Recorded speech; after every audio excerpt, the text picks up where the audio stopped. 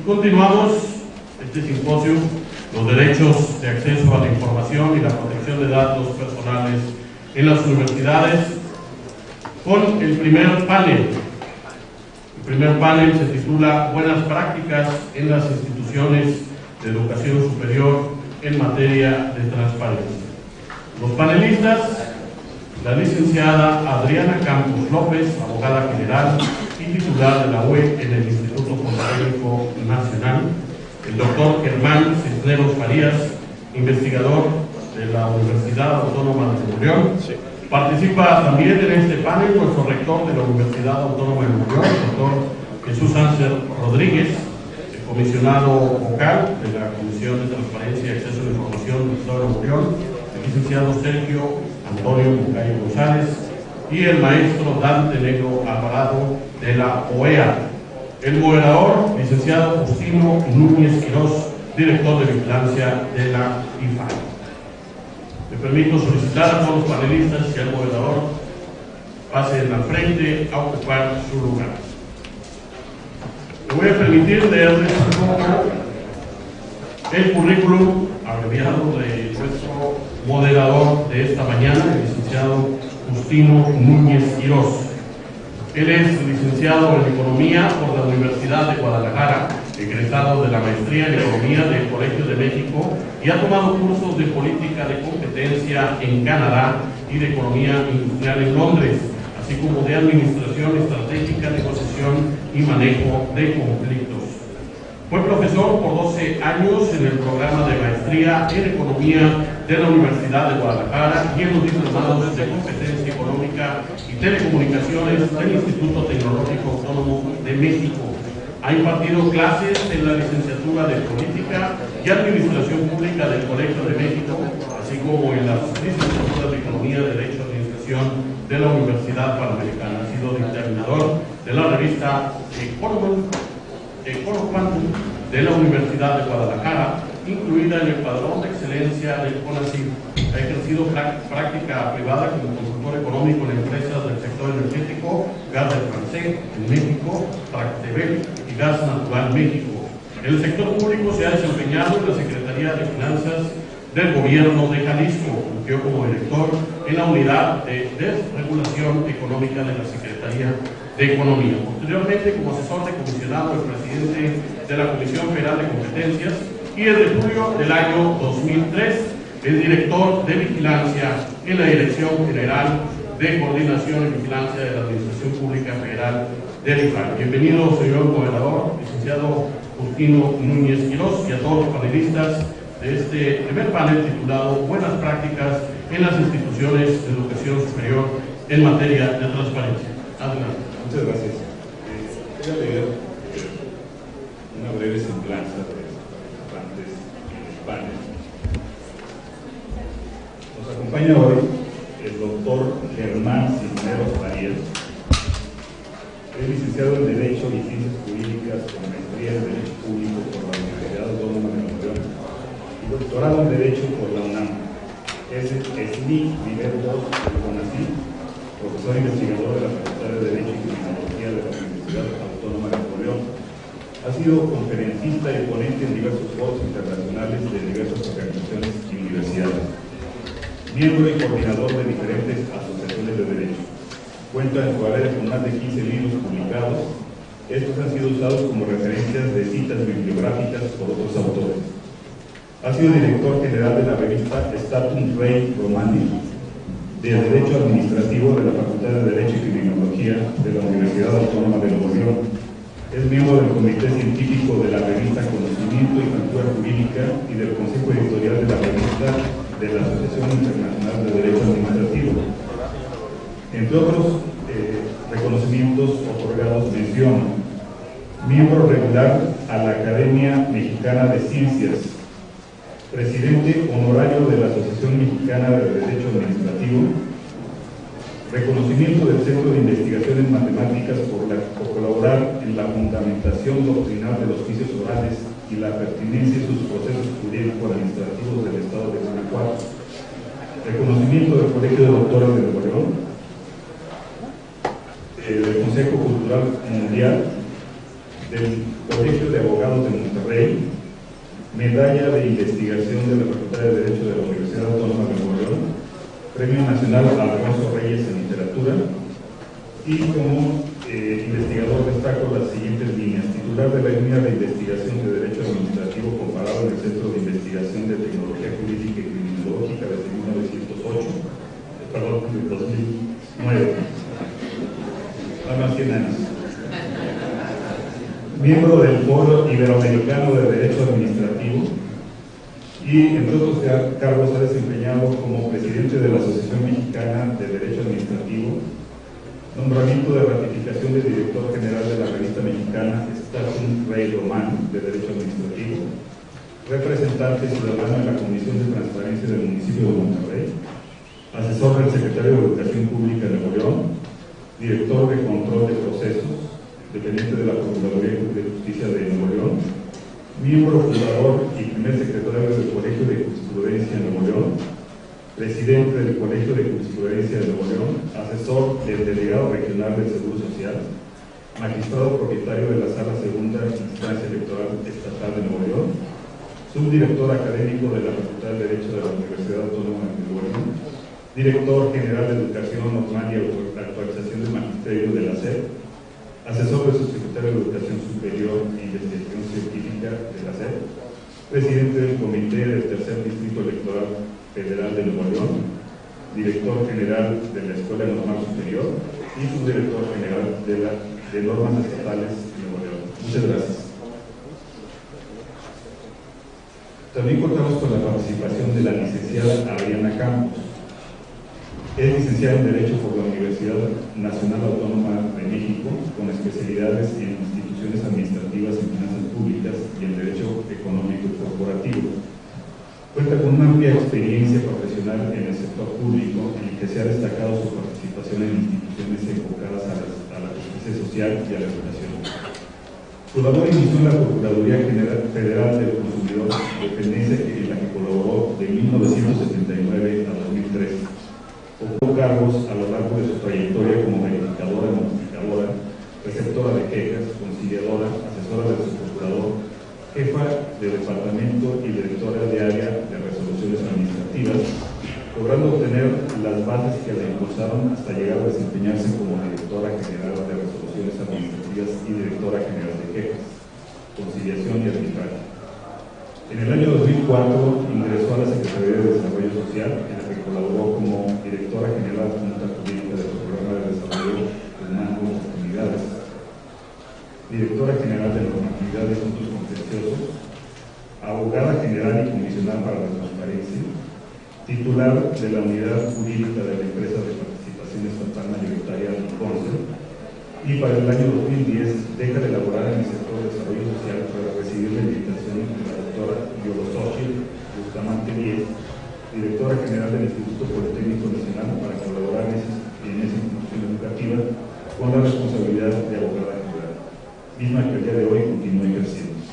Aunado al anterior, es preciso resaltar que la licenciada Campos López ingresó en 2011 como miembro del número de la Legión de Honor Nacional de México. Muchas gracias. Nos distingue también con su participación el doctor Jesús Anza Rodríguez. Es médico cirujano egresado de la Facultad de Medicina de la Universidad Autónoma de Nuevo León. Realizó una especialización en anatomía patológica, doctorado en anatomía patológica por la Universidad Autónoma de Madrid. Cuenta con una trayectoria sobresaliente en la administración de la educación superior, y los cargos que ha desempeñado se encuentran en el de subdirector y director de la Facultad de Medicina y Hospital Universitario, doctor José Eleuterio González de la Universidad Autónoma de Nuevo León. Desde el 27 de marzo de 1981 es profesor de tiempo completo en la Facultad de Medicina por examen de oposición, y de 1992 a la fecha cuenta con el nombramiento de jefe del Departamento de Patología de esta facultad. De diciembre de 2003 a octubre de 2009 se desempeñó como secretario general de la Universidad Autónoma de Nuevo León. Se ha hecho acreedor a un sinnúmero de distinciones y reconocimientos, siendo los más relevantes el otorgado por su destacada participación en el programa de atención a secuelas de quemaduras severas en pacientes menores de 18 años, concedido por el Actualmente es rector de la Universidad Autónoma de Nuevo León. Muchas gracias. Contamos también con la participación del licenciado Dante Negro Alvarado, maestro en Derecho, Master of Law en University of Notre Dame, con la tesis Terrorismo Interno, los nuevos desafíos para el sistema internacional de los derechos humanos, el caso peruano, aprobada con grado A. Su experiencia docente ha sido en la Pontificia Universidad Católica del Perú, así como en la Escuela Superior de la Marina de Guerra del Perú.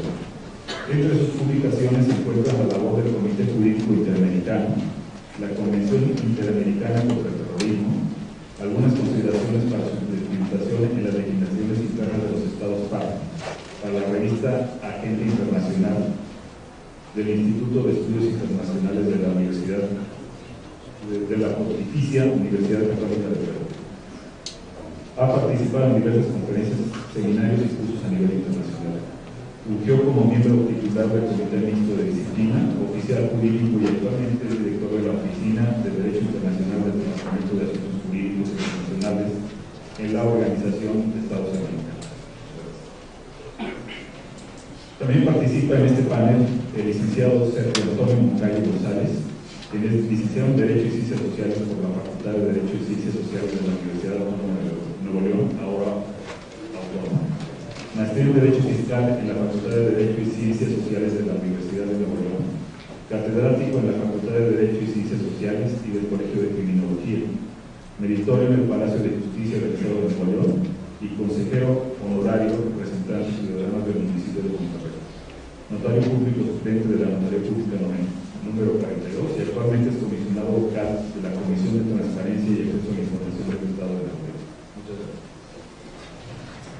Cada uno de los participantes contará con 15 minutos para presentar su ponencia.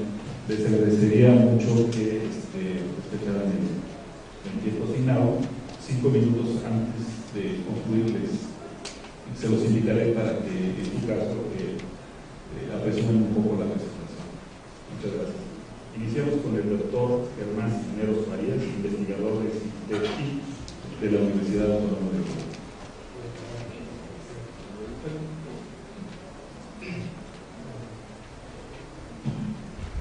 Muchas gracias por la presentación y por la oportunidad de hablar en este escenario. En el mes de febrero de este año y en el mes de junio de este año se han aprobado, publicitado 2 nuevos órganos constitucionales autónomos: el Instituto Nacional de Evaluación y el Consejo Ciudadano de Radio y Difusión. Esta figura de los organismos constitucionales autónomos no se encuentra fácilmente en toda Iberoamérica. Su pertinencia se encuentra fuertemente arraigada en nuestro país. En Sudamérica, los pocos organismos constitucionales autónomos que hay en Venezuela, Colombia y Brasil están referidos a las cuencas hidrológicas. Y en el caso particular de Panamá, todos lo sabemos bien, su organismo que administra el Canal de Panamá tiene personalidad jurídica constitucional. De una manera general, los 4 países mencionados,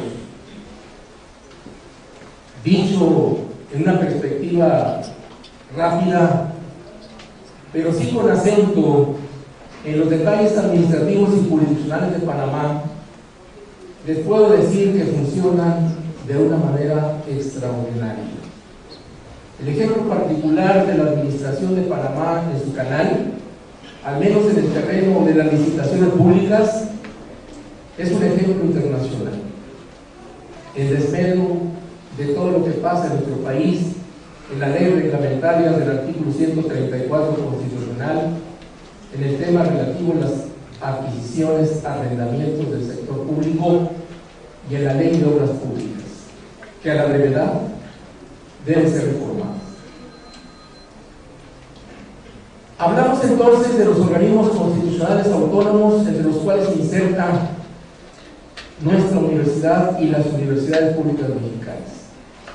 Históricamente, la autonomía universitaria se ubica como el primer espacio nacional de autonomía, aunque posteriormente tardó bastantes años para ubicarse en el escenario constitucional.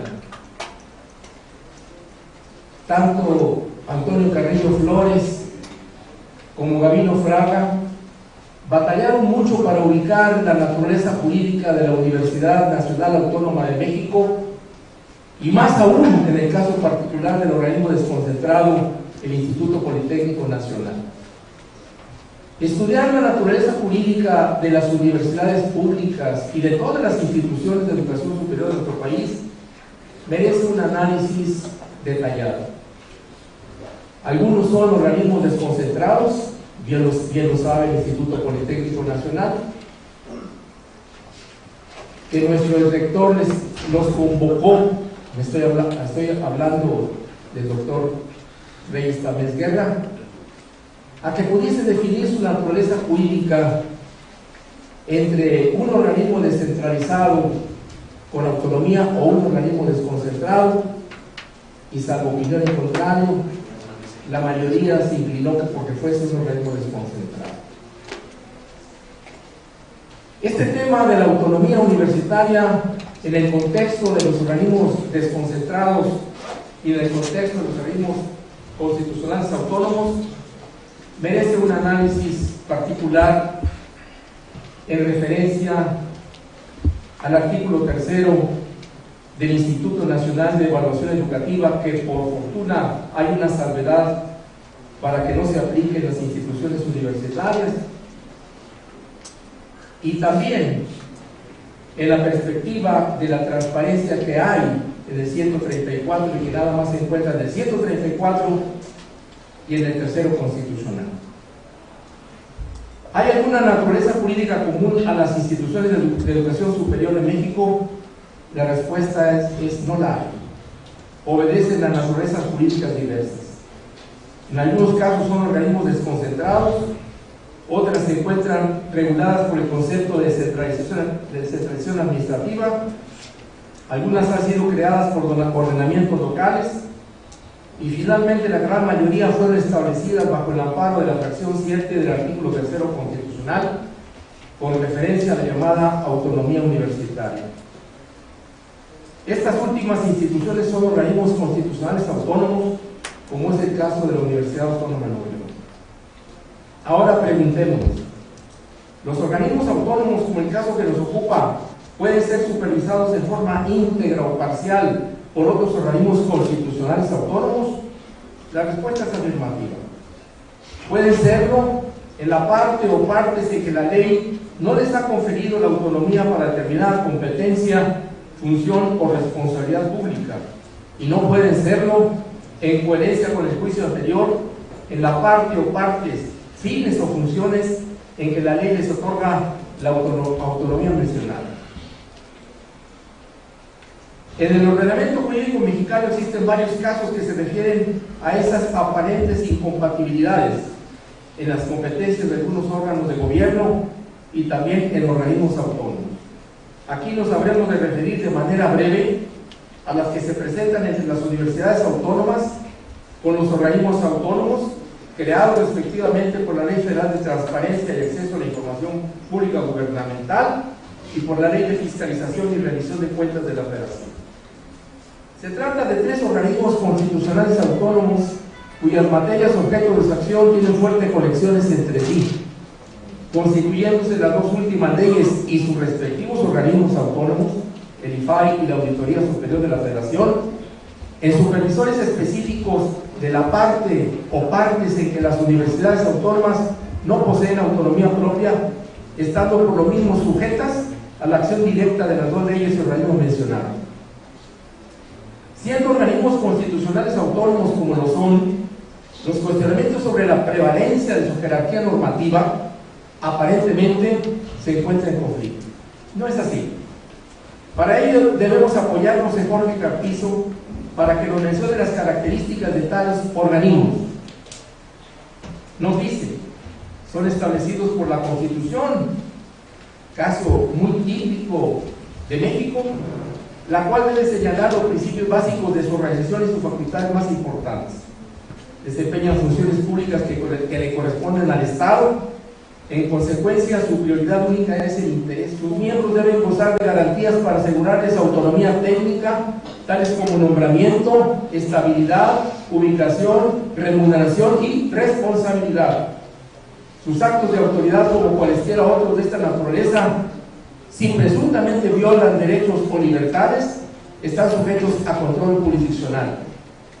Y por último, si tales órganos fueran suprimidos y sus funciones atribuidas a cualesquiera de los tres poderes, se lesionaría gravemente el Estado democrático de derecho, de acuerdo con el discurso de Jorge Carpizo en el libro, en el prólogo al derecho administrativo de su Estado natal, Campeche. De las características mencionadas para los órganos constitucionales autónomos, resaltamos las siguientes. Primero, entre ellos debe haber una relación de coordinación, no de subordinación. Y esta coordinación debe darse en el contexto del ordenamiento jurídico mexicano total, pues aunque son autónomos, lo son tan solo para la parte técnicamente altamente especializada. Segundo, están obligados a rendir cuentas, bien por la disposición de sus propias leyes o de acuerdo con las prevenciones generales que se mencionan, entre otros artículos constitucionales en el 127 y en el 134, y sus leyes reglamentarias, Ley de Fiscalización Superior de la Federación y Rendición de Cuentas, Ley de Adquisiciones, Arrendamientos y Servicios del Sector Público y Ley de Obras Públicas y Servicios relacionados con las mismas. Tercero, sus actos de autoridad están sujetos a control jurisdiccional pleno, si presuntamente violan derechos o libertades, con énfasis relevante en la violación de derechos humanos. Asentado lo anterior, no hay duda entonces de que de manera coordinada, en el contexto del ordenamiento jurídico mexicano pleno, las instituciones de educación superior de México, todas, incluyendo las autónomas, en tanto reciban recursos federales, deben sujetarse a la ley competente en la materia y también en concordarse con el derecho fundamental de toda persona de acceder a la información pública del Estado. Deben hacer la información anterior y además de otros temas que posean, con las salvedades y reservas que la misma ley señala. Parecería que con dar a conocer la anterior conclusión y cumpliendo además en términos generales con las indicaciones del apartado A del artículo 6 constitucional y cumplir con las observaciones de los artículos 79, 127 y 134 constitucionales, damos por terminado nuestro tema. No es así. Nos hemos referido en toda esta exposición al contenido de un axioma de la lógica jurídica que se anuncia de la siguiente manera: todo lo que está jurídicamente ordenado está jurídicamente permitido y además, por estar ordenado, es obligatorio. Expresado lo anterior, tendremos que formularnos la siguiente pregunta: ¿qué aportación trascendente hay en el hecho de que las instituciones de educación superior de México cumplan con lo que les está jurídicamente ordenado? La primera respuesta que tendríamos a esta pregunta es que las universidades públicas están cumpliendo sus tareas, sus funciones y sus responsabilidades en el marco de la legalidad, bien por ese hecho.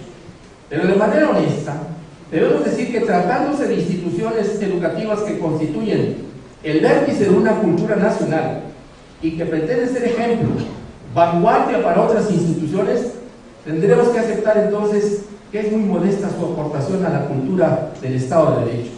Y en segundo lugar, tenemos que aceptar que tan solo proporcionan a la sociedad el mínimo ético que les es exigible.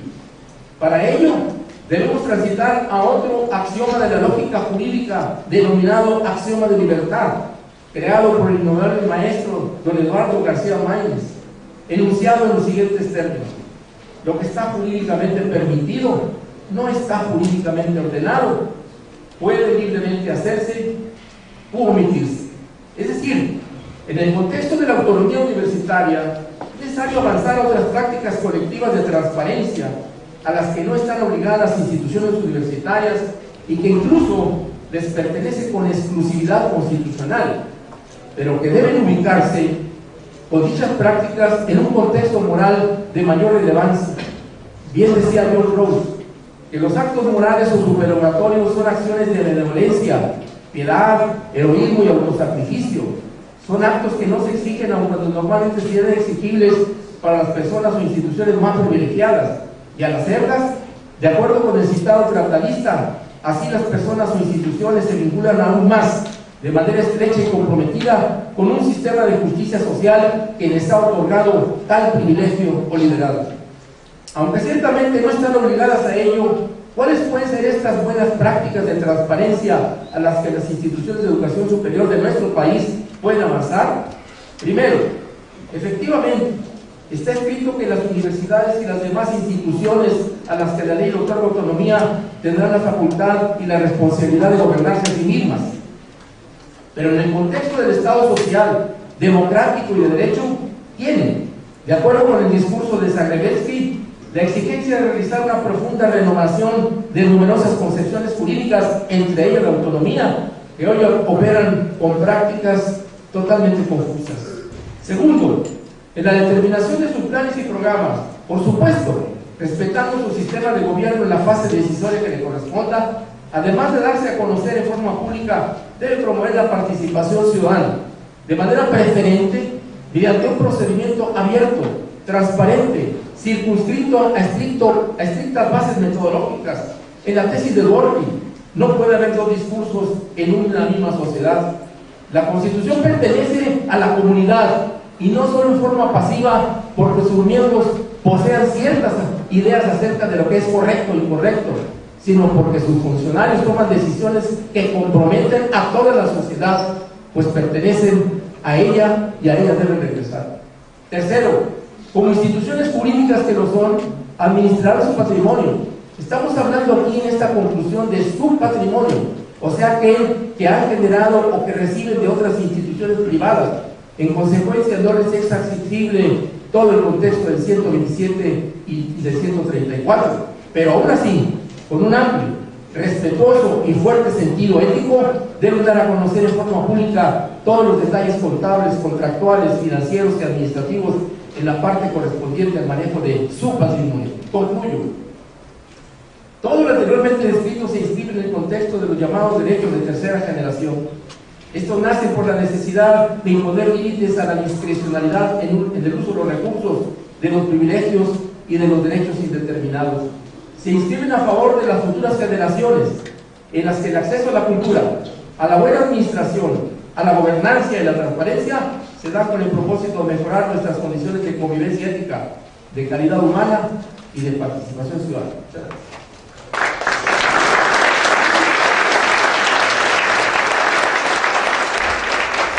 Muchas gracias, doctor Germán Cisneros. Continuamos con el doctor Jesús Anser Rodríguez, rector de la Universidad Autónoma de Nuevo León. Muchas gracias. Yo soy médico, entonces va a ser una mezcla muy especial. Soy patólogo, así es que estoy frío. La verdad es que un cuestionamiento muy importante de las instituciones como la que yo represento es la rendición y transparencia de fondos. Las universidades hemos sido en los últimos tiempos sujetas a la opacidad por la comunidad y siempre se nos han dado el estigma importante de que somos autónomos, y que la autonomía es producto de un proceso jurídico y una ganancia, porque es una ganancia también de las instituciones, pero lamentablemente en el proceso se tiene mala autonomía. Y lo dije hace un momento en mi participación. La autonomía no es el sinónimo de hacer lo que queramos, sino hacer lo que debemos hacer. Yo creo que hoy las instituciones de educación superior estamos tratando de hacer lo que debemos de hacer. Y un tema muy importante, y muchos de los que estamos aquí somos sujetos de ese proceso educativo que nos dio la oportunidad de avanzar en la escala social y que nos dio la oportunidad de escalar y de llegar a puestos importantes como el que hoy ostento yo. Yo soy producto de un proceso público completo de formación, desde la primaria hasta ahorita. y que luego me dio la oportunidad de tener mis posgrados en el extranjero y lo que es la parte operativa, y gracias a eso, y gracias a la institución pública, gracias a las universidades.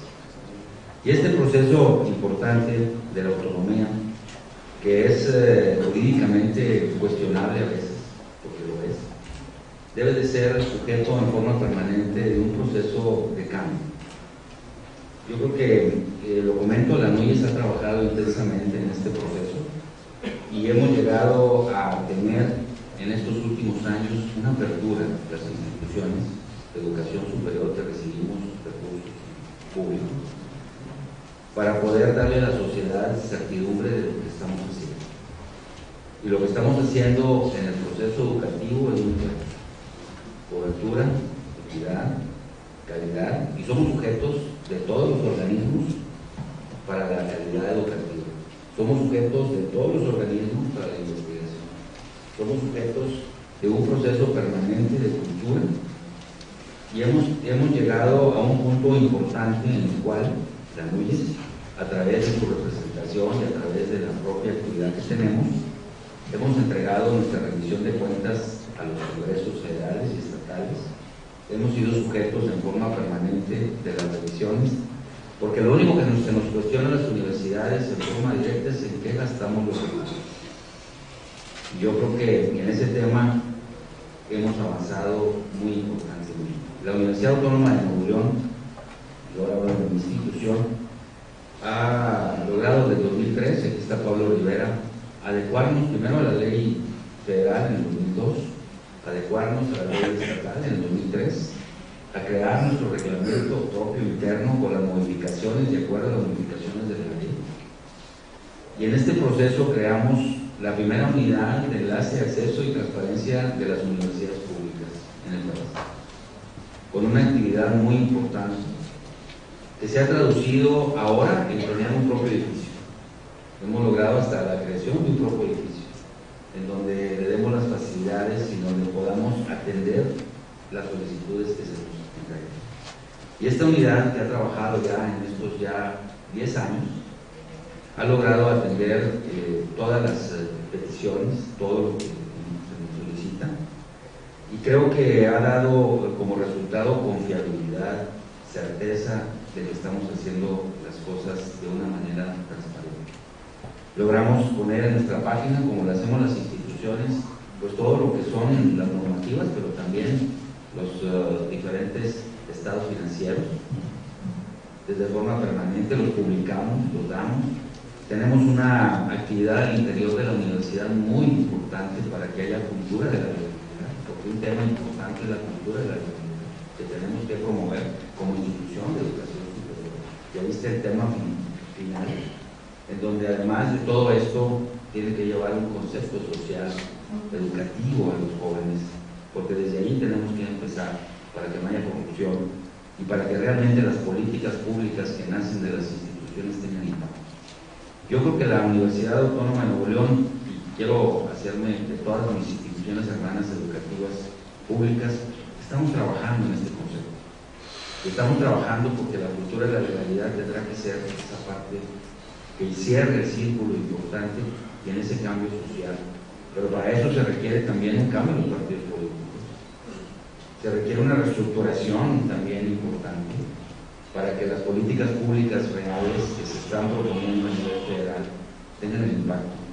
Pero un tema muy importante en la autonomía y un tema muy importante en la transparencia son los recursos que se tienen que administrar a la educación superior, a la investigación, al proceso de crecimiento.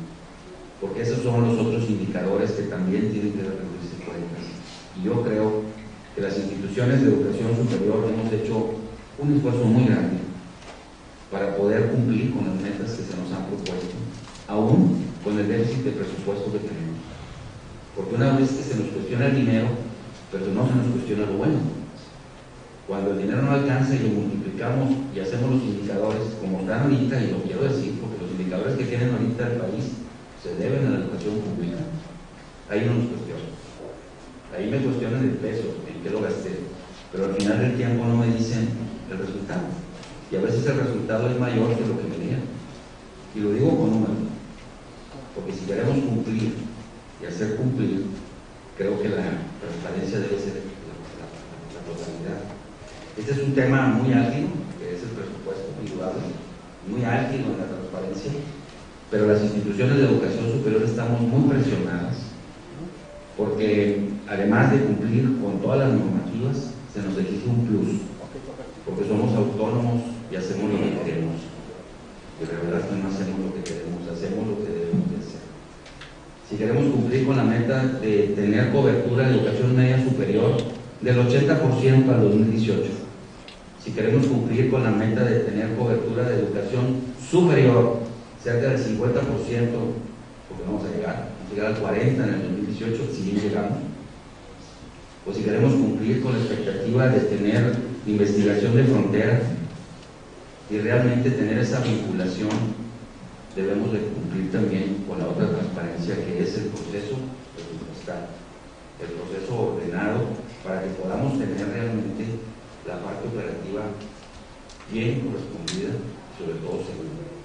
Entonces ahí es donde la rendición de cuentas y la transparencia tiene que ser más amplia y tiene que darse. En el caso de los dineros, creo que estamos trabajando, se ha dado un paso muy importante. En nuestro caso, estamos sujetos a la Auditoría Superior de la Federación. Ahorita estoy en la Auditoría Superior de la Federación, ahorita estoy en la Auditoría Superior del Estado, ahorita estoy en la Auditoría de Hacienda.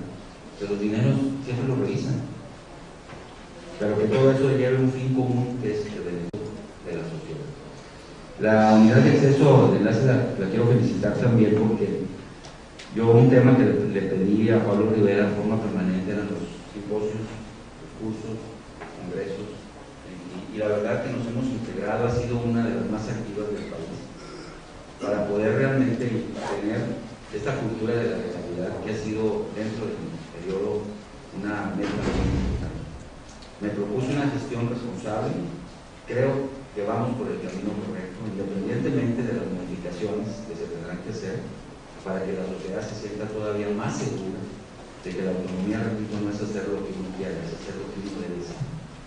Y esa autonomía la vamos a defender, porque nos permite a nosotros, como instituciones de educación, tener una política educativa de calidad, tener una política educativa que permita el acceso, una política educativa que tenga equidad, una política que tenga lo que queremos, que la sociedad tenga un paso para aumentar. Ahorita tenemos 50 millones de pobres. ¿Qué vamos a hacer con ellos? Eso es transparencia. ¿Cómo les vamos a hacer? ¿Cómo les vamos a dar educación? ¿Cómo les vamos a dar oportunidades? Y yo les digo, inmediatamente recurren ¿a quién? A las universidades. Inmediato. ¿Para qué? Para que su política pública de las universidades tenga impacto. En nuestro caso, en el Estado, la política pública de la institución ha sido muy social. Logramos atender una demanda muy importante ahora en el problema que tuvimos de inseguridad. Tenemos 40,000 alumnos más en los últimos 10 años. Para nosotros es un mundo. Tuvimos una política de apertura con 85,000 becas por semestre. Esas no me las da el gobierno federal, representan 300 millones. No nos han dado el incremento de la política salarial en este año, y sin embargo nadie lo dice, y en cambio yo estoy operando y estoy en el mes de septiembre. Y lo digo abierto en ese tema, porque esa es la transparencia. Me falta esto, no me lo diste, estoy haciendo esto, tenemos que trabajar. No solamente es la presión sobre la autonomía, la presión sobre lo que hace la institución, no, va más allá. Esa es una política pública a la que tenemos que atender. Y en eso la universidad debe ser la receptora de las necesidades. Si lo hacemos real, podemos generar un cambio. Nuevo León tiene los indicadores más altos de educación porque tenemos instituciones sólidas, una de ellas la universidad. Nuevo León tiene los indicadores de salud más altos porque la institución tiene un hospital universitario que atendió a todo el problema de inseguridad que hubo. Nadie lo dijo. Política pública que no, ¿dónde gastaste el dinero? No, atendimos a todo lo que pasó de inseguridad. Y lo hablo como Universidad Autónoma de Nuevo León, como lo puedo hablar por Yucatán, por Campeche, por todas, o por el Instituto Politécnico Nacional, por el UNAM, por todas. Cada una en su estructura tenemos eso. Entonces, todo eso es realmente transparencia. Eso es realmente lo que tenemos que decir. Ah, no, si compramos un coche o si no compramos un coche. Ah, no, si vamos a una comida o si no vamos a una comida. No, lo que estás haciendo impactó.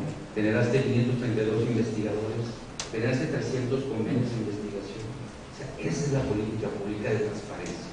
Y ahí es donde se debe cuestionar a la institución si está haciendo lo correcto o no está haciendo lo correcto. Eso es mi opinión. Lo digo porque lo vivo.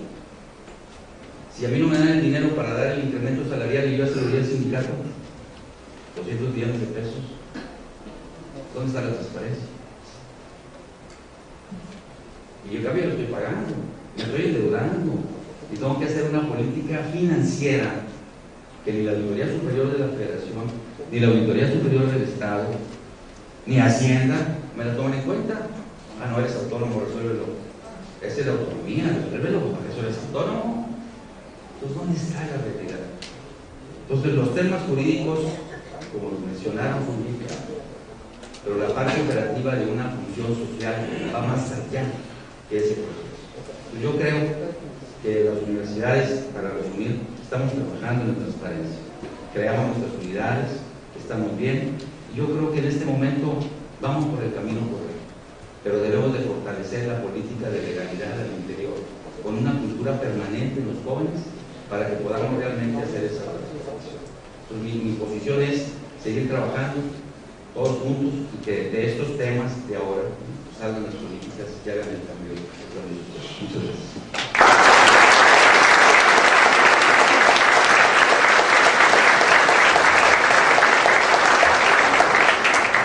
Muchas gracias, doctor. Continuamos con la licenciada Adriana Campos López, abogada general y titular de la unidad de clase del Instituto Politécnico Nacional.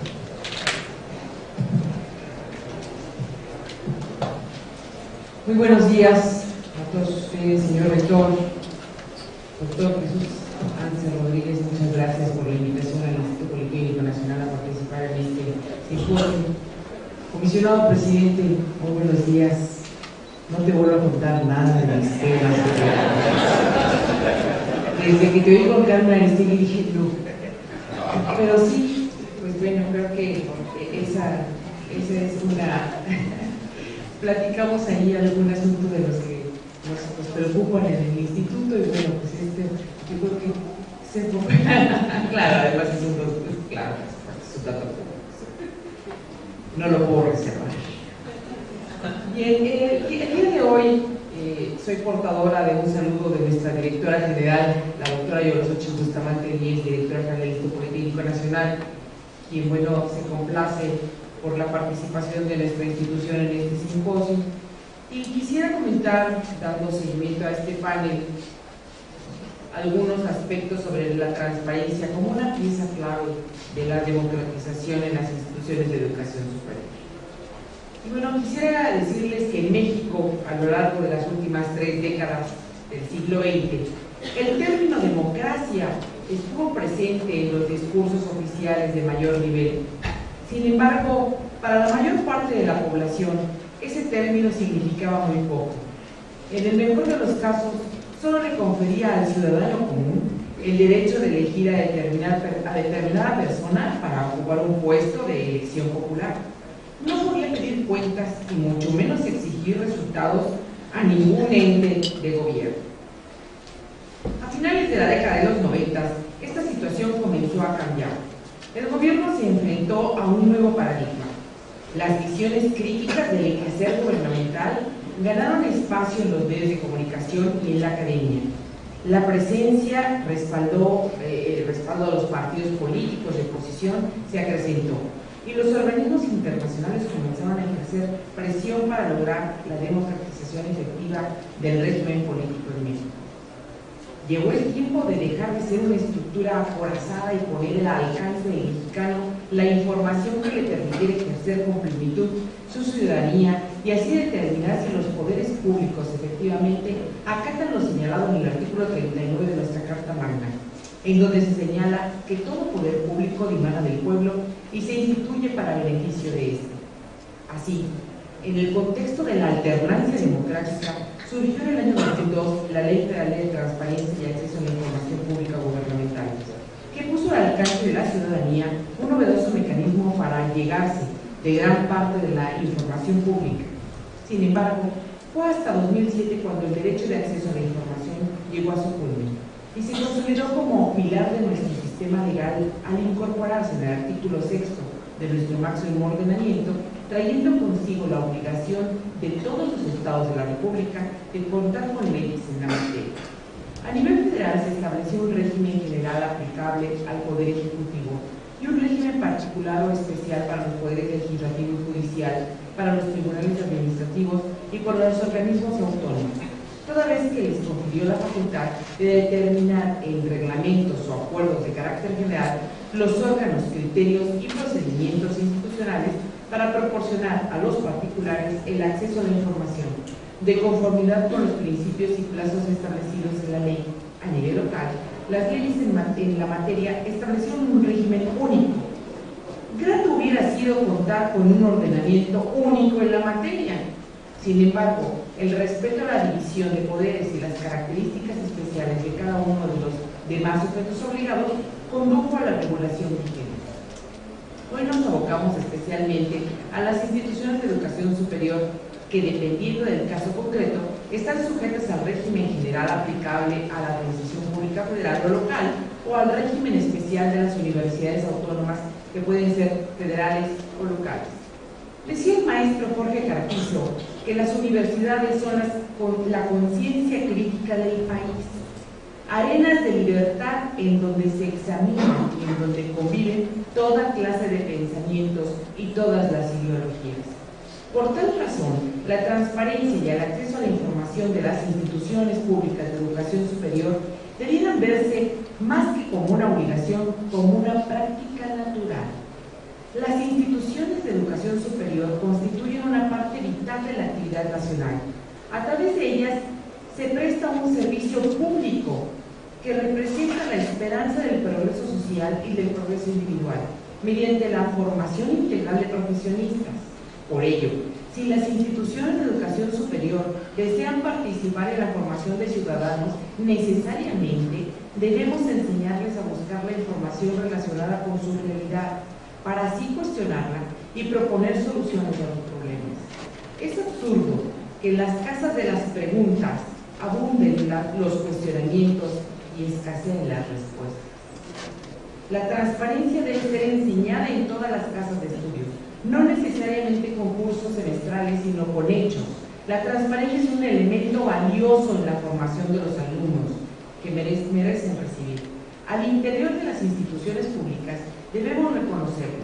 Todavía hay personas que ven a la transparencia como una fuente de burocracia, como una pérdida de tiempo o como una injusta intromisión en su trabajo, y en consecuencia hacen uso de las más ingeniosas estrategias para mantenerla reservada, gracias a lo que comentaba nuestro presidente. Hemos observado que la mayor parte de los investigadores son muy celosos de la información relacionada con sus proyectos, sin tomar en consideración que es de interés público saber cuántas y cuáles son las investigaciones que realizan con recursos públicos, sin que esto implique que, desde luego, revelen el contenido de las propias investigaciones. Esa es una tarea que hacemos todos los días. De igual manera, resulta increíble que aún existan funcionarios que no encuentren los datos necesarios para informar a la ciudadanía el monto de los gastos realizados en congresos, conferencias, exposiciones o presentaciones, a pesar de haber sido ellos los organizadores. Hoy en día tampoco es posible que algunas instituciones se nieguen considerando como confidencial el monto de ciertas prestaciones asignadas a determinados servidores públicos y el criterio para cuantificarlos. Quienes nos apostamos a la transparencia lamentamos esos casos. Sin embargo, no nos quedamos con los brazos cruzados. Asumimos como nuestra la lucha y por la claridad del ejercicio de la función pública y la rendición de cuentas. Y frente a viejos esquemas, planteamos nuevas propuestas. Contra las nocivas mañas impulsamos las buenas prácticas. Cuesta trabajo, pero sí se logra. Es claro que la labor de educar atrae la mirada crítica de muchos. De ahí que sea frecuente encontrar análisis en donde se resaltan las sombras que en materia de transparencia proyectan los edificios universitarios. Sin embargo, lo que nos ocupa hoy no son las obras, sino las luces, esto es, aquello que se está haciendo para convertir a nuestras instituciones públicas de educación superior en pioneros de la transparencia. Me permitiré contarles sobre algunas buenas prácticas que están dando resultado en el Instituto Politécnico Nacional. Una casa de estudios conformada por 171.303 alumnos de la modalidad presencial y 26.245 trabajadores, todos los de base, que durante el año pasado recibió 1.051 solicitudes de información y en lo que va de este año al día de hoy tenemos 687 solicitudes, algunas de ellas hasta con 12 y 13 reactivos. Si bien no tenemos el número de solicitudes que recibe el INSS, por ejemplo, por la cantidad de personas a las que atienden, pues es un número importante de solicitudes de información, tomando en consideración que somos 2 de las personas que les atienden. Algo que ha sido de gran utilidad para nosotros es documentar y archivar adecuadamente la información, esto es, invitar a todas las unidades académicas a que tengan orden en sus documentos, ya que en muchas ocasiones la buena voluntad de los servidores públicos se ve obstaculizada por la mala organización de los archivos. Se sabe que existe la información, se reconoce el deber de hacerla pública, pero se ignora dónde está o quién la tiene. Frente a esta problemática, las instituciones educativas tenemos mucho que aportar. Somos expertas en la organización de documentos y nuestras bibliotecas dan cuenta de ello. Por tal motivo, toda universidad debe contar con una clasificación documental amplia que combine los elementos generales de todo el ente público y las particularidades de una institución educativa para que en función de ello pueda generarse una base de datos confiable. A nivel federal se ha avanzado en este rubro, ya que la Ley Federal de Archivos contempla la clasificación documental de información conforme a cierto catálogo. Sin embargo, también debe señalarse que la organización archivística aún está en tránsito, pues no se ha expedido el reglamento de la ley, ni se han emitido los lineamientos correspondientes para los cuales se ha frenado la incorporación de los responsables de los archivos institucionales a los comités de información. De la mano de lo anterior, la digitalización de los informes y la conservación de archivos electrónicos es de particular importancia en esta época, en la era digital, toda vez que le facilita mucho las búsquedas, ahorra tiempo y evita el deterioro de los originales. Digitalizar implica replicar información en medios electrónicos para tenerlos a la vista en cuestión de segundos y, de ser el caso, entregarlos a los peticionarios o editarlos para generar versiones públicas. Tradicionalmente, tener a la vista un documento archivado hace varios años requería bastante tiempo, pues el archivo de concentración solía estar alejado. Hoy podemos tener la información de este documento en cuestión de minutos. Las comunidades universitarias conocemos de tecnología. Es momento de usarla en nuestra actividad cotidiana. De la mano de esta buena práctica viene otra que nunca estará de más: analizar acuciosamente cada caso para evitar la divulgación de los datos personales. Las universidades e institutos de educación superior, a lo largo de la trayectoria escolar de sus alumnos y durante la vigencia de la relación laboral con sus trabajadores, va recibiendo, registrando información confidencial de unos y otros. Por tal razón, debemos ser muy cuidadosos en el manejo de la misma. Así, por ejemplo, los títulos que obran en los archivos de nuestras instituciones, en algunos casos, pueden ser entregados en versión pública y en otros deben permanecer como documento confidencial dependiendo del caso. Como podemos observar, las buenas prácticas ahorran tiempo y facilitan el cumplimiento de nuestras obligaciones. Sin embargo, no todo se queda ahí. También pueden evitar los conflictos, y para corroborar esta afirmación, evocaremos una gran experiencia que vivimos en el Instituto Politécnico Nacional, la renovación de nuestro Reglamento General de Estudios para responder a la necesidad de los jóvenes del siglo XXI. El tema era delicado, ya se había abrogado uno, y se escucharon voces que sugirieron no entrar en ese terreno, pues un movimiento estudiantil podía generarse al interior del Instituto Politécnico y afectar la vida institucional. La transformación era necesaria y debía continuar a pesar de los riesgos. La estrategia adoptada para evitar el conflicto fue la transparencia, organizándonos con varios ejercicios de consulta. Se divulgaron mediante cuadernillos el original y las distintas versiones modificadas del proyecto para que la comunidad politécnica conociera la evolución del documento y participara en su construcción. Las protestas fueron mínimas y el proyecto se aprobó sin mayor problema. Por tal motivo, creemos conveniente recomendar a todas las comunidades académicas que todos los proyectos normativos sean transparentados. Este tiempo, nuestro tiempo, es el momento de romper viejos esquemas y anticuadas tradiciones, derrumbar de una vez por todas esas barreras que le impiden a la verdad transitar por oficinas, aulas y laboratorios. De nuestras instituciones han surgido las más agudas exigencias del sector público. También de ellas deben salir los más notorios ejemplos de transparencia. El Instituto Politécnico Nacional, y en particular nuestra directora general, la doctora Yolos Xochitl Bustamante, desde el inicio de su gestión ha asumido como suya la lucha por la transparencia y se complace por la celebración de este tipo de eventos, en donde la experiencia de cada ponente es una luz que se enciende para continuar por el sendero de la transparencia. Muchas gracias.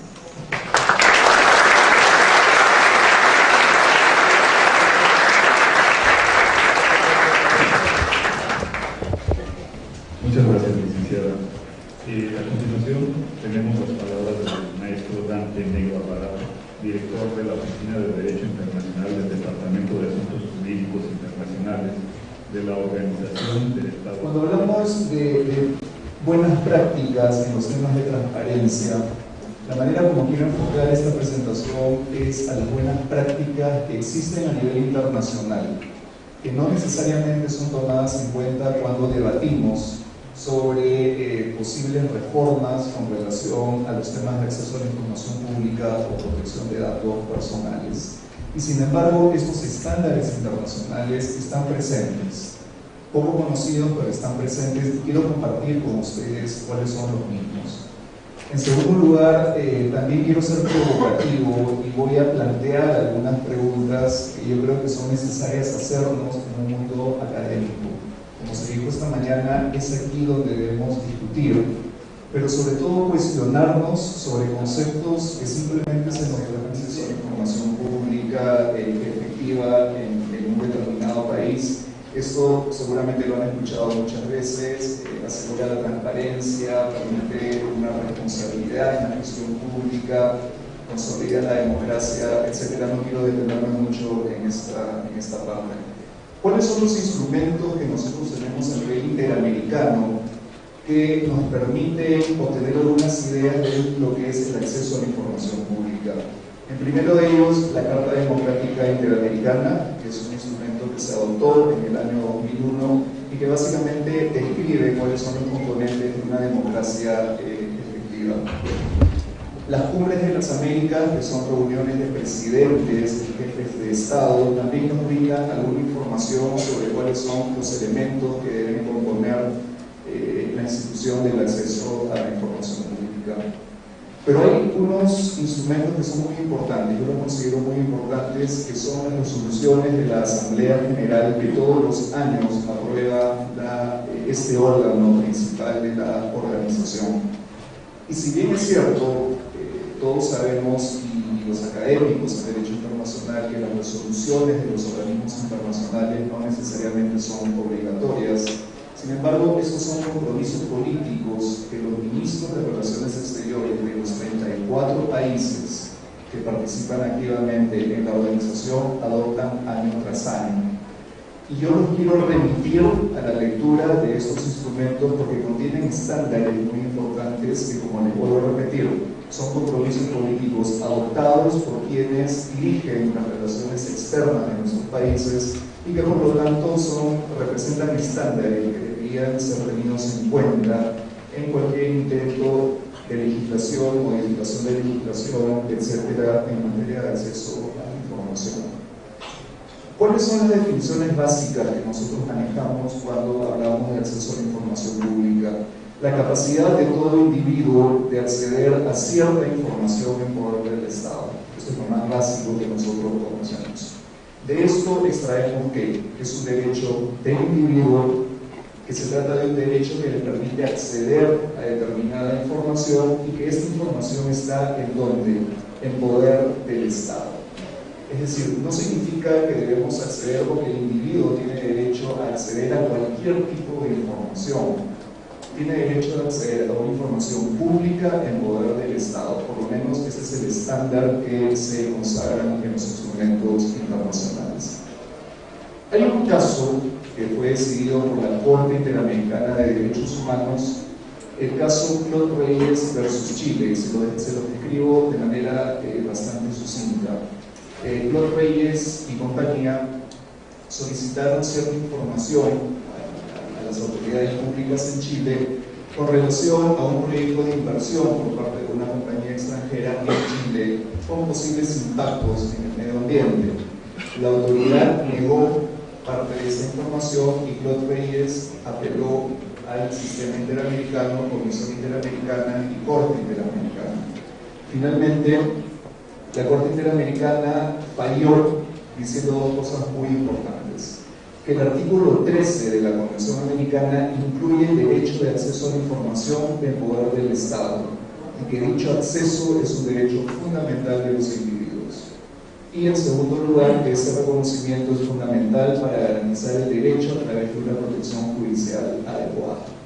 Nosotros estamos acostumbrados a que lo que dice la Corte Interamericana lo aceptamos tal como es. Y aquí es donde empiezo a ser provocativo, y no por dudar necesariamente en alguna de las cosas que voy a decir, sino para pensar. Porque cuando pensamos y obtenemos una respuesta, estamos mejor preparados para enfrentar las posibles críticas que se puedan plantear a eso en aquello en lo que estamos pensando. La Convención Americana y la Declaración Americana incluyen el derecho a la libertad de pensamiento y expresión. Ahí tienen el texto del artículo 13 sobre libertad de pensamiento y expresión. Toda persona tiene derecho a la libertad de pensamiento y de expresión. Este derecho comprende la libertad de buscar, recibir y difundir informaciones e ideas de toda índole, sin consideración de fronteras, ya sea oralmente, por escrito, en forma impresa o artística, o por cualquier otro procedimiento de su elección. Y en el párrafo 2 se describen cuáles son las posibles excepciones a la libertad de expresión. Las preguntas que yo les quiero hacer y que seguramente no podremos contestar en este momento son las siguientes. ¿El derecho de información pública deriva necesariamente del artículo 13 o es un derecho independiente? La Corte dijo que derivaba. La fundamentación de la Corte para decir que era un derecho humano fundamental era su derivación de un derecho ya consagrado en el artículo 13. ¿Qué características debe tener un derecho para ser considerado un derecho humano? Si hablamos que el acceso a la información pública es un derecho humano, las personas jurídicas tendrían la capacidad de poder ejercerlo o no. Pregunta: ¿compartiría este derecho humano las características de universalidad? Es decir, cualquier persona en cualquier parte del mundo tendría derecho a recurrir a las autoridades públicas en México y pedirles cierta información. Si fuera un derecho humano debería ser así. Si eso nos plantea algún cuestionamiento, deberíamos empezar a pensar si esto es tan así o no. ¿Cómo queda la aplicación del régimen de excepciones del artículo 13? Si volvemos a la anterior, y nosotros nos damos cuenta que lo que dice la Corte es que la categoría general es la libertad de expresión y la categoría específica es el derecho de acceso a la información, significa que las excepciones a la categoría general también deberían aplicarse a la específica. Y sin embargo, las excepciones al derecho a la libertad de expresión son solamente dos: el respeto a los derechos o la reputación de los demás y la protección de la seguridad nacional, orden público, salud o moral pública. Quiere decir que esto nos estaría limitando el régimen de excepciones al acceso a la información pública solamente a estos supuestos. Pensemos. Simplemente se los dejo. Mi intención, como les digo en esta presentación, es plantearles algunas preguntas que pueden surgir en el debate académico con relación a eso. La siguiente, por favor. Y dos preguntas muy importantes. ¿Es vinculante la decisión de la Corte Interamericana a todos los países de la región cuando solamente está evaluando una decisión con relación a un caso específico? Y la pregunta mucho más de fondo: ¿las decisiones de un tribunal internacional son fuente de derecho principal o no? Yo sé que esos son temas quizá que tenemos que verlo a nivel de derecho internacional. Yo sé que no todos somos expertos en derecho internacional, pero creo que son temas para pensar. ¿Cuáles son los principios, independientemente de lo que dice la Corte? Yo les había hablado de que hay ya compromisos políticos a nivel de la Asamblea General, y yo les invitaría a leer estas resoluciones porque ahí tenemos definido básicamente la contraposición entre derecho y obligación en el tema del acceso a la información pública, las obligaciones específicas de los estados de adoptar legislación en esta materia, las excepciones como una política general que debe tener en cuenta que tiene una excepción claros y transparentes, la participación de la sociedad civil e importancia que tiene esta participación en el marco regulatorio del acceso a la información, las medidas de difusión, los temas de seguridad nacional, que para mí también tienen una importancia fundamental, porque el compromiso político expresado por los países es que los estados, al momento de adoptar legislación en materia de seguridad nacional, tienen que tener en cuenta principios de acceso a la información. O sea, no es al revés. No es que la seguridad nacional es más importante y veremos qué es lo que se puede acceder o qué se permite acceso, a qué es lo que se permite el acceso. Es al revés. Es tener en cuenta criterios de acceso al momento de definir legislación en materia de seguridad nacional. Hay otro órgano dentro de la organización que creo que nos puede servir como un buen ejemplo, una buena práctica. Es el Comité Jurídico Interamericano. ¿Qué cosa es el Comité Jurídico? Es un órgano de la OEA compuesto por 11 juristas en el hemisferio que son elegidos por los países y que se convierte en una especie de órgano consultivo jurídico de la organización. El Comité Jurídico en el año 2010 aprobó una serie de principios que simplemente se los he enunciado de forma general, pero que tienen un desarrollo bastante específico en el documento del que se trata. Y habla del principio general de la accesibilidad, de cuál es la extensión y contenido del órgano público. Es decir, cuando hablamos de órgano público aquí nos referimos únicamente al Ejecutivo o también incluye el Legislativo y el Judicial. El comité dice que sí, que incluye a las tres ramas del derecho. ¿Cuál es el concepto de información? Un concepto amplio que se debe manejar, pero que sin embargo siempre tiene que estar referido a lo que es información pública. Porque no debemos confundir, y eso es otra reflexión que quiero dejarles, no debemos confundir el derecho de acceso a la información pública como el derecho a estar informados de todo lo que la curiosidad nos exija. Son dos cosas muy diferentes. Porque lo segundo es lo que plantea esta dicotomía a la cual se estaba refiriendo el presidente del país esta mañana, de cuáles son los límites entre un acceso a la información pública y una protección efectiva de datos personales. Si nosotros tenemos clara cuáles son las limitaciones de cada una de estas dos instituciones, ambas deberían trabajar de forma mancomunada, sin ningún tipo de problemas, salvo obviamente casos que precisamente se pueden ir definiendo o aclarando a través de jurisprudencia o práctica en las decisiones de las comisiones nacionales de información. El régimen limitado de excepciones establece una serie de excepciones que debe contener cualquier legislación importante. La proactividad en la difusión, que también es un principio importante. ¿Por qué? Porque el estándar es que el Estado debería difundir información de manera proactiva sin esperar necesariamente a que me dé una solicitud por parte del individuo. Ahora, eso nos lleva a pensar, todo tipo de información en poder del Estado debe ser difundida de forma proactiva. Es realmente un estándar demasiado alto, porque las autoridades no necesariamente tienen la facultad de poder ingresar a una página pública web toda la información de la que disponen. Pero entonces existe un concepto que se denomina esquemas de publicación que definen cuáles son las categorías de información en poder del Estado que proactivamente deberían ser difundidas, y el resto de información debería ser sujeta a la solicitud según el requerimiento particular de cada uno de los individuos. el contenido de lo que se debe difundir, los procedimientos en cuanto a solicitudes y apelaciones, la carga de la prueba, que también es importante tener en cuenta. La carga de la prueba se invierte. No es el ciudadano o el sujeto que solicita información quien tiene que probar por qué la está solicitando, cuál es el interés por el cual lo está solicitando, sino es la autoridad pública la que tiene que demostrar por qué en un caso determinado se niega una determinada solicitud en base, obviamente, a un régimen claro de excepciones. Y ya para terminar, porque sé que estoy con el tiempo, por favor, lo siguiente, vamos a pasar.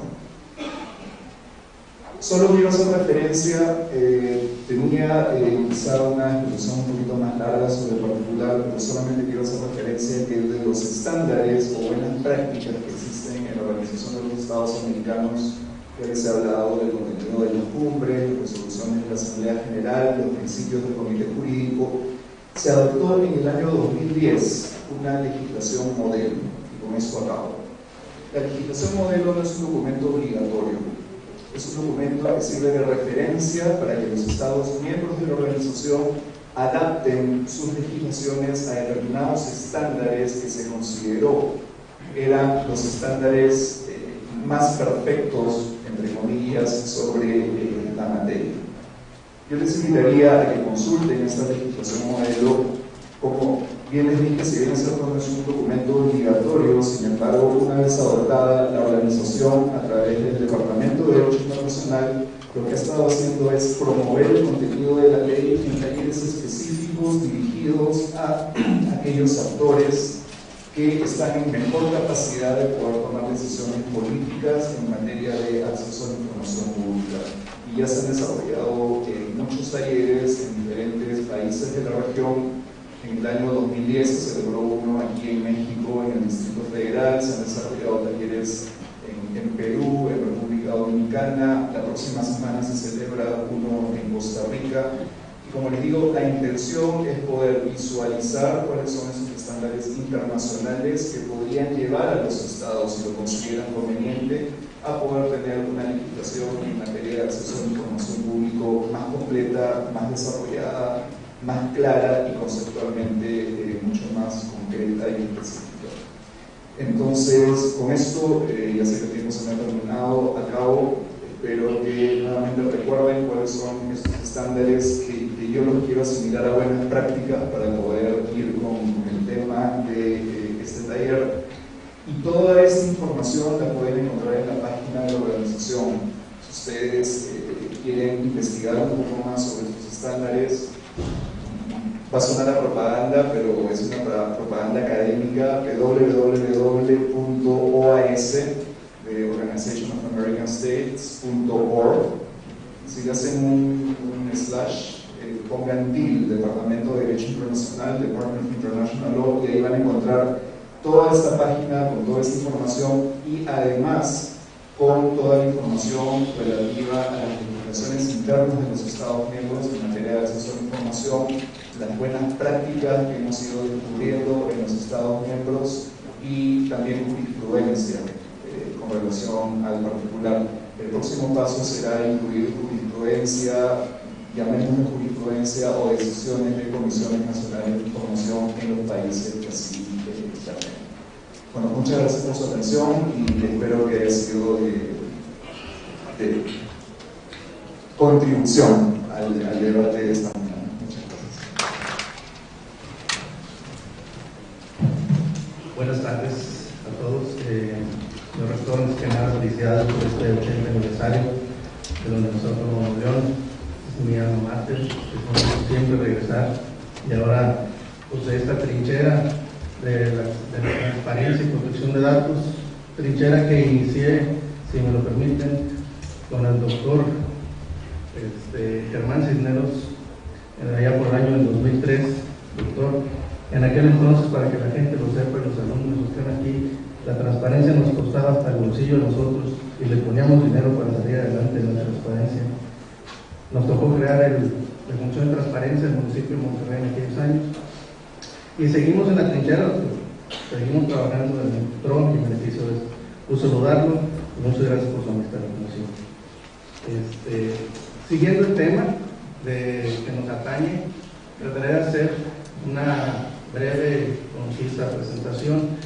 Vamos a manejar en las siguientes conferencias o paneles temas importantes, de los cuales a lo mejor hay que tomar algunas ideas o ideologías. Entonces, la presente mesa, que es el ejercicio de los derechos de acceso a la información y protección de datos personales en las guías públicas, nos toca ahora analizar en este panel las buenas prácticas de las guías en materia de transparencia, por lo que me permitiré expresar algunos datos importantes respecto del acceso a la información, así como algunos pensamientos de Stefano Rodotà en relación con el segundo de estos temas relativo a la privacidad.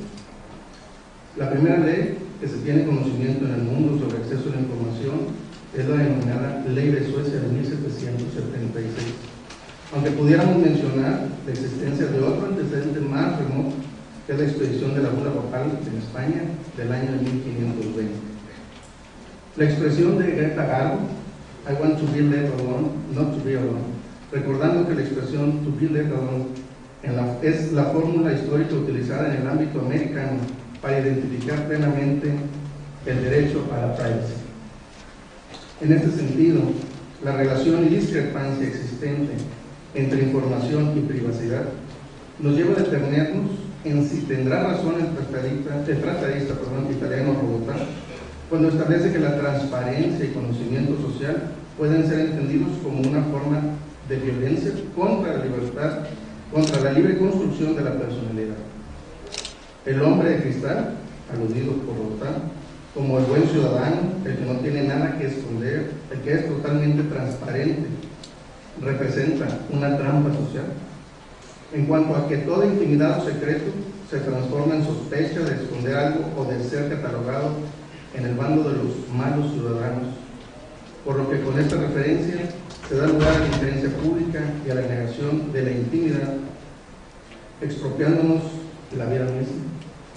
Yo soy un creyente de que la palabra transparencia como tal no significa nada, pero si manejamos el acceso a la información y la rendición de cuentas, creo que le damos forma a esa palabra y podemos hablar así de una transparencia en este sentido. Voy a pasar a mencionar algunos puntos duros o algunos puntos sobre más que nada la Universidad Autónoma de Nuevo León y algunas ideas. Hay legislaciones, que es la Legislación Federal de Transparencia y Acceso a la Información Pública Gubernamental, creada en 2002, con algunas tendencias que hay por ahí. Ley de Transparencia y Acceso a la Información del Estado de Nuevo León en 2003, con algunas reformas y regulaciones que hubo en su momento. Y la universidad, que es de elogiar, tiene su reglamento de transparencia y acceso a la información de la Universidad Autónoma de Nuevo León. Se creó el 28 de agosto del 2003 y hay una modificación reciente para el 2009. Hay datos importantes, el rector lo mencionaba hace tiempo, hace unos momentos atrás, del trabajo que se hace dentro de esta comisión y dentro de la universidad en sí. A la fecha hay 2.600 solicitudes que ha tenido la universidad en el año 2013-2013. El promedio de respuesta es un promedio de 4 días. En los eventos que ha participado y que ha creado en conjunto y a veces también solo, por qué no decirlo de esta manera, son difusiones y capacitaciones, son jornadas universitarias en el año 2012, seminarios de ética y transparencia en el sector público en el 2012, el primer foro internacional sobre protección de datos personales en el 2010, el segundo en el 2011, el tercero en el 2012 y esperamos llevar el cuarto en este 2013, doctor. Y en este nos han apoyado la Red Iberoamericana de Protección de Datos Académica, que en conjunto Oscar también es participante de esta red y hemos podido llevar a cabo entre la universidad y la Comisión de Transparencia también. Felicito también porque sus procesos dentro de este marco de transparencia, acceso y protección han sido certificados por la norma ISO 9001-2008 y tenemos pendiente por ahí, si no me equivoco, el de datos personales próximo a certificar también. De los datos importantes que se mencionan o que se solicitan diariamente, pues tenemos datos identificativos, características personales, circunstancias sociales, académicas, profesionales, información comercial, entre otras. En cuestión de base de datos, pruebas de acceso, historial académico, alumnos no admitidos, discapacitados, etc. En base al tipo de datos se aplica obviamente el nivel y medida de seguridad. Ernesto Villanueva maneja por ahí un extracto de la Corte Constitucional de Colombia, donde habla del derecho a la doble vía. Dice: el derecho a la información es de doble vía, característica trascendental cuando se trata de definir su exacto enlace. No cobija únicamente a quien informa, que es el sujeto activo, sino que cubre también a los receptores del mensaje informativo, que son sujetos pasivos, quienes pueden y deben reclamar de aquel, con fundamento en la misma garantía constitucional, una cierta calidad de la información. Dentro de la presentación traemos los procedimientos de inconformidad interpuestos en contra de la Universidad Autónoma de Nuevo León, cual podemos resumir que en el año 2003 fueron 2 procesos, en el 2004 fueron 5, en el 2005 fueron 17, en el 2006 fueron 8, en el 2007 1, en el 2008 no hubo ninguno, en el 2009 2, en el 2010 3, en el 2011 1, en el 2012 9 y en el 2013 2. También hay que aclarar, porque hay que ser transparentes en esto, que algunos procesos del 2012 y 2013 pues fueron hechos por algunos medios de comunicación, por pseudo periódicos, pseudo revistas, se pueden decir, pues a lo mejor con miras a buscar un beneficio económico, y esto, por eso se ve reflejado este crecimiento. Pero sabemos en sí, los que estamos en la comisión, lo que lleva el principio. Se han manejado 3 amparos en los diversos años del 2003 al 2013. ¿Qué tenemos pendiente por hacer en materia estatal y federal? Bueno, tenemos las reformas que están pendientes, que versan en algunas cuestiones de autonomía, facultad de atracción, sujetos obligados, partidos políticos y sindicatos, resoluciones vinculatorias, definitivas e inatacables, acciones de inconstitucionalidad, estructura, ley general en materia de transparencia y Sistema Nacional de Transparencia y Acceso a la Información. A la vez quiero felicitar a la Universidad Autónoma de León, al rector, al director Pablo Rivera, por esa inauguración de las nuevas instalaciones del Centro de Transparencia, que son vanguardistas, son de primer mundo, y creo que podemos hacer muchas cuestiones y trabajos en pro y beneficio del acceso a la información, realizando fuentes de transparencia.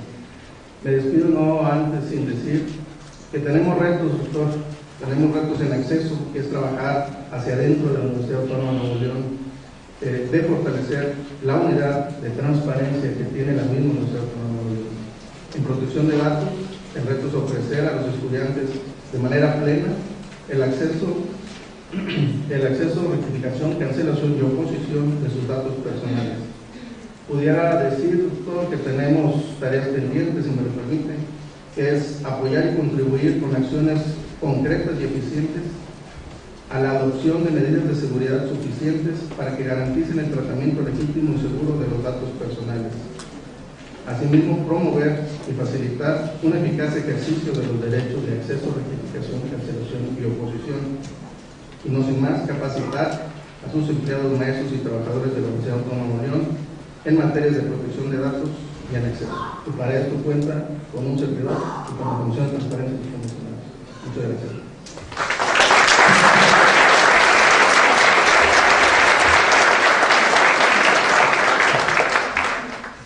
Tenemos algún espacio para preguntas.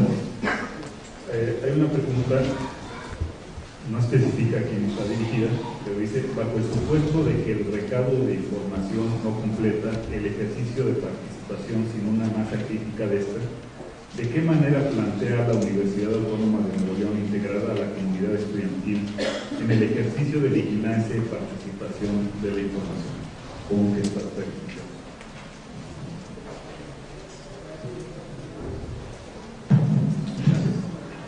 Bueno, en ese sentido la Universidad Autónoma de Nuevo León plantea sus trabajos y sus estudios. Tenemos un consejo rector, si me permiten decirlo, en la Comisión de Transparencia y Acceso a la Información, conformada con 11 universidades del Estado, públicas y privadas, y trabajamos conjuntamente y a la mano con las universidades, y una de ellas es la Universidad Autónoma de Nuevo León. Ha trabajado fuertemente, ha capacitado, hemos hecho diplomados, foros, hemos tratado y hemos logrado, por decirlo de esta manera, incluir algunas materias en este sentido dentro de la universidad, con algún diplomado que estamos ya por hacer próximamente, si lo permiten. Y es la manera en que estamos trabajando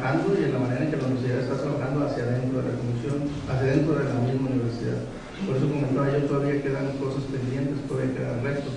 La universidad trabaja hacia adentro. Yo estoy seguro que el director de la unidad de transparencia, el ingeniero Carlos, tiene la capacidad absoluta para poder hacerlo, pero a la vez tiene el apoyo de la Comisión para lograrlo.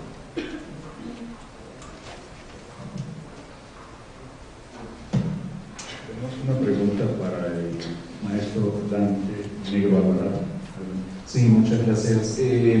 La verdad es que no entiendo muy bien la pregunta, pero voy a tratar de interpretarla. Dice, teniendo en cuenta la progresividad de los derechos humanos, ¿qué nivel de obligatoriedad puede llegar a tener una universidad a la transparencia y protección de datos?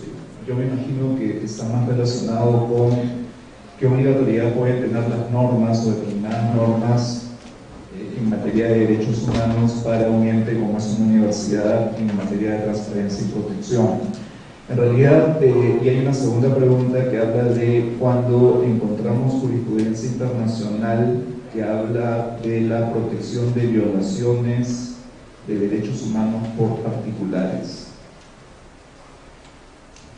Voy a abordar la segunda parte. Tradicionalmente, la responsabilidad directa por el respeto y la defensa de los derechos humanos es del Estado. Obviamente ha habido discusiones en los últimos tiempos con relación a que existen determinados entes dentro de la sociedad con una capacidad eventualmente parecida a la de un Estado de poder generar violaciones de derechos humanos, como por ejemplo podrían ser grupos terroristas o carteles de drogas que operan con un nivel de control a veces territorial que podrían asemejarse al control que ejerce un Estado dentro o un gobierno dentro de un país. Sin embargo, no se ha llegado todavía en el desarrollo progresivo de los derechos humanos a interpretar que estos individuos particulares son sujetos de violación o que pueden perpetrar una violación de derechos humanos. Lo que existe en derecho internacional es la siguiente teoría.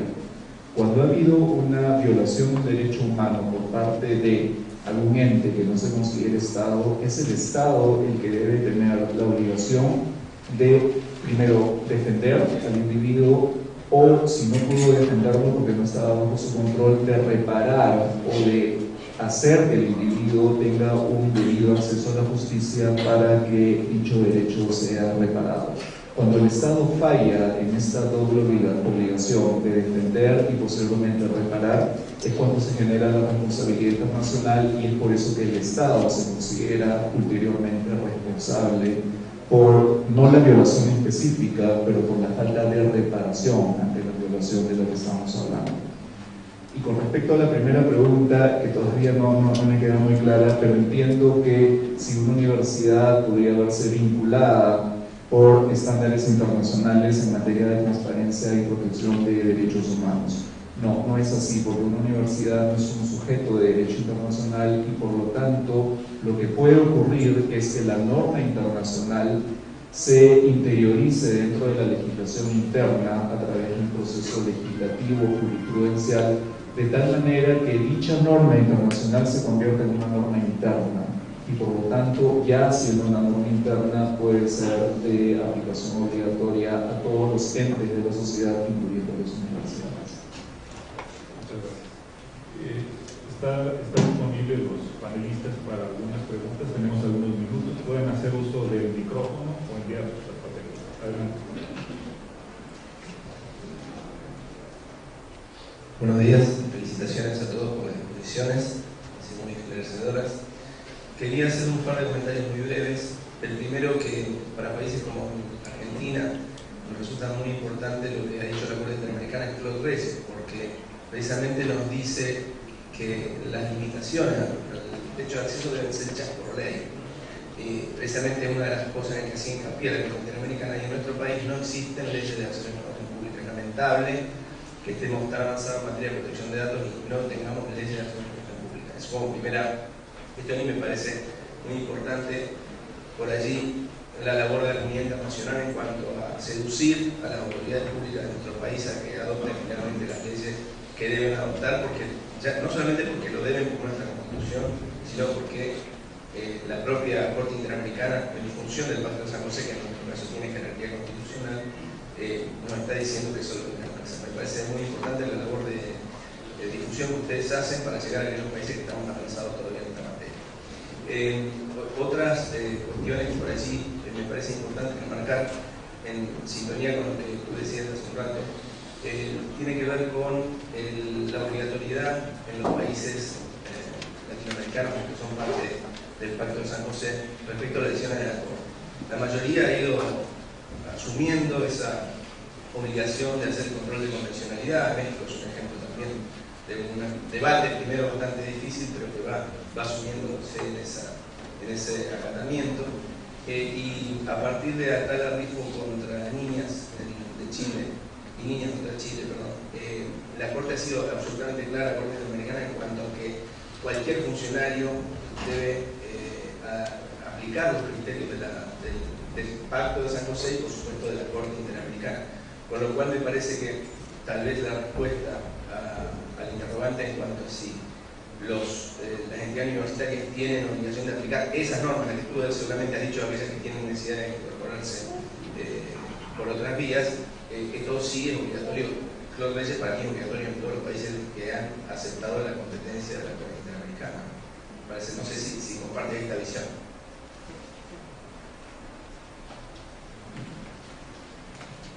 La comparto al principio. Bueno. Porque existe un problema del que tenemos que ser conscientes. Y en primer lugar es que la jurisdicción de la Corte Interamericana no se extiende a todos los Estados miembros de la organización, desafortunadamente. No todos los Estados miembros han aceptado la jurisdicción compulsiva de la Corte.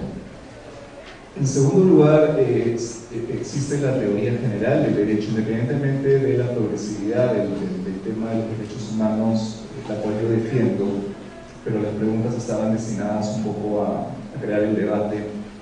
Pero sigue existiendo un artículo 38 en el Estatuto de la Corte Internacional de Justicia que nos dice que existen dos tipos de fuentes, las principales y las secundarias.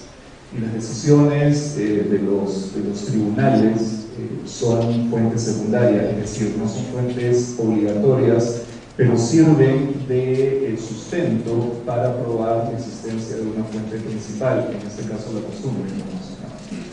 En ese caso, yo no soy partidario de sostener la aplicabilidad directa de las decisiones de la Corte, obviamente para el caso concreto sí, pero cuando la Corte Interamericana crea estándares nuevos, esos estándares tienen que ir siendo incorporados dentro del sistema normativo, tanto internacional como interno, a través de otras acciones, como ha ocurrido en algunos países que constitucionalmente consideran las decisiones de la Corte obligatorias. La obligatoriedad no radica en la naturaleza de la decisión, sino en la norma constitucional del país a la cual estamos haciendo alusión. Y por otro lado, lo que existe es que a partir de un caso concreto, una decisión concreta de la Corte, se empieza a generar una conducta consistente por parte de los países en acatamiento de dicha decisión. Repito, yo creo que sí, que la Corte Interamericana tiene una autoridad específica dentro de la región, pero técnicamente debemos ser muy claros sobre cómo esas decisiones llegan a ser obligatorias. Y vuelvo a insistir, no creo que lleguen a ser obligatorias, para el caso concreto sí, pero en general, en la creación de estándares no llegan a ser obligatorias de manera automática, sino por un proceso de acompañamiento posterior que está constituido por un seguimiento de los tribunales internos, por una modificación constitucional con relación a la jerarquía de estas decisiones, etc. Creo que tenemos que seguir todavía progresando. En primer lugar, obtener el reconocimiento de la jurisdicción de la Corte por parte de todos los países de la región, para que sus decisiones se vayan convirtiendo poco a poco en una costumbre regional, por lo menos de aplicación general para todos los estados que forman la variedad. Tenemos una pregunta para el maestro Gerardo Larriaga. No se encuentra en este momento, pero me comprometo a entregársela y respondería por electrónico. ¿Hay alguna pregunta adicional? Sí. He observado que, y alguna información que que tengo al respecto, que las instituciones públicas en general han avanzado muchísimo en adoptar estos mecanismos y estas leyes promulgadas. Sin embargo, la duda que existe es si el usuario de estas leyes, el avance que tiene la sociedad actualmente, sus instituciones y sus organismos están preparadas con un desarrollo tal que permita el buen uso de la información a la que se tiene acceso. En el mundo la información se conceptualiza como al individuo que la posee le otorga cierta importancia, cierto privilegio, lo empodera, la información se vende y se compra. La sociedad actual en México está preparada para ser un usuario apropiado de este avance que otorgan estas leyes. Esa sería la pregunta. Yo respondería en el sentido de que la sociedad mexicana tal vez no ha permeado el derecho de acceso a la información y yo contesto muchas solicitudes a lo largo del año y superviso que las dependencias y entidades lo hagan. Y yo tengo una estrategia personal de nunca preguntarme por qué hace la solicitud, simplemente entregar la información. Ni siquiera me cuestiono acerca de para qué la quiero. En algunos casos son solicitudes muy complejas que generan mucho trabajo y hay otras que sinceramente pareciera como que tienen una intención distinta a querer conocer cuál es la actividad del gobierno. Yo trato de responder por igual ambos tipos de solicitudes y nunca cuestionar para qué quiere la gente la información y si trata de hacer una pregunta incómoda, igual la respondemos. Nunca tratamos de plantearnos esa duda de para qué quieren información. Finalmente es información pública que está a disposición de cualquier persona. No sé si con eso respondimos.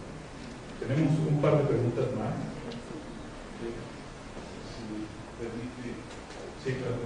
voy a discutir un poquito. Yo creo que van a estar pendientes con la gente que tiene perfecto. Y con una disculpa para el auditorio, nada más para la cuestión de los... ¿Quieres que contesten esos dos? Terminamos. Perfecto, muy bien. Hecho. Perfecto. Tenemos dos preguntas. Una dice, si alguien solicita consulta de expedientes que contienen información confidencial, ¿se puede consultar la información pública que se tiene que pagar en la versión pública para consultarlos? Ojo, no existe en formato electrónico ni es información de oficio.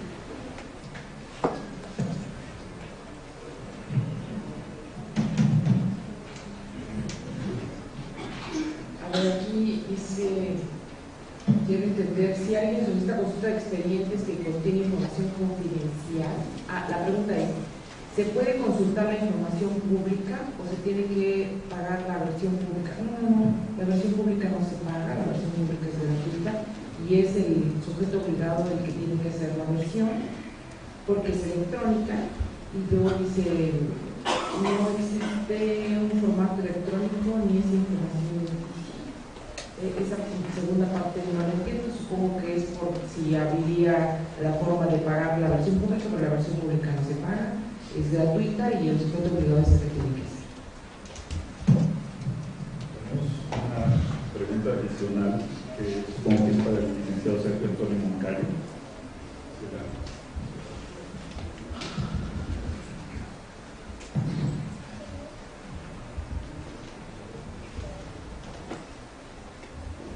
Dice, las listas y horarios de alumnos son públicas, admitidos y rechazados. Y lo otro es, los expedientes de recategorización son públicos. ¿Se puede prestar alguna parte de dichos expedientes por ser evaluaciones? Habría que visualizar el fin de esto, por decirlo de esta manera, ¿no? La lista de horarios de alumnos son públicos. Bueno, yo creo que sí son públicas, definitivamente. Que traiga un dato personal del alumno, ¿no? Habrá que desmembrarlo, desvincularlo o protegerlo en su momento. Se puede proteger con el número de matrícula, con alguna clave, alguna cuestión de este tipo, ¿no? De admitidos y rechazados, bueno, pues yo creo que las pueden ser admitidos o rechazados, y puede estar bajo un número de resguardo que se le dé a cada alumno o a cada participante o a cada persona que pretende ingresar a la universidad, ¿no? Y los expedientes de recategorización son públicos. Bueno, de entrada, si me preguntan, y aplicando la máxima publicidad, deberían ser públicos, pero habría que visualizar de qué se trata el expediente de recategorización. No sé si es internamente recategorizar alguna estructura de algún maestro donde se le dé una nueva categoría o alguna cuestión de este tipo como para poder entenderlo, ¿no? Y que se puede testar alguna parte de dicho expediente, sí. Acuérdense que hay información confidencial y reservada, confidencial con datos personales, se tachan con la versión pública, y cuando es reservada, bueno, habrá que fundamentarla y motivarla legalmente para que ésta pueda proceder. De lo contrario, deberá ser transparente.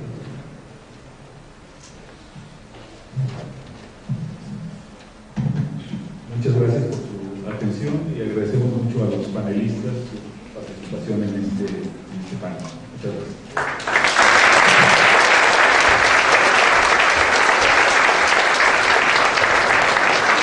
Muchísimas gracias al moderador, licenciado Justino Núñez Quiroz, y por supuesto a los panelistas que en estos momentos reciben un reconocimiento de manos de nuestro señor rector. Gracias a la licenciada Adriana Campos López, al doctor Germán Cisneros Farías, por supuesto al licenciado Sergio Antonio Moncayo González y al maestro Dante Negro Alvarado. Muchísimas gracias. Reciban en manos de nuestro señor rector, el doctor Jesús Sánchez Rodríguez, este reconocimiento por su participación en este panel de buenas prácticas en las instituciones de educación superior en materia de transparencia.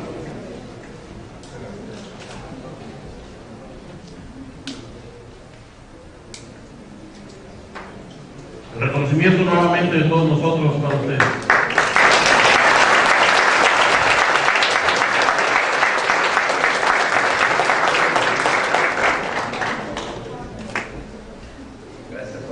Bien, tal como lo marca nuestro programa, en estos momentos se decreta el receso para la hora de comida. Así que muchísimas gracias a todos ustedes y buen provecho.